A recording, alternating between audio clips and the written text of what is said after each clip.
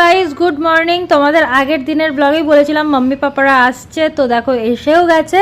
আর কি কি নিয়ে এসছে শুধু দেখো। এই দেখো আমাদের ক্ষেতের অরহর ডাল, মানে এখানে কোনো মিলাওয়াটি নেই যেটা অন্য দোকান টোকানে তোমরা পাবে। এটা একদম ক্ষেতের পুরো পিওর যে অরহর ডাল সেটা। আর এটা আমাদের ক্ষেতে লাগানো হয়, তোমরা তো জানোই, মানে আমার শ্বশুর বাড়িতে। তো সেটাই মাম্মি এটা এনেছে, প্লাস আরও এক বস্তা আছে।